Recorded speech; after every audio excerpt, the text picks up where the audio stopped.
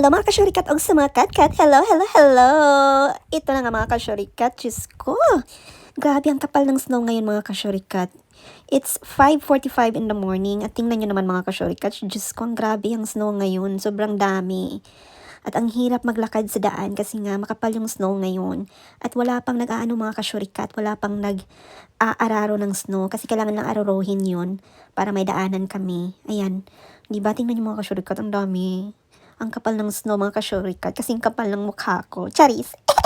At malamig siya mga kasyurikat kasi -5 degrees siya ngayon.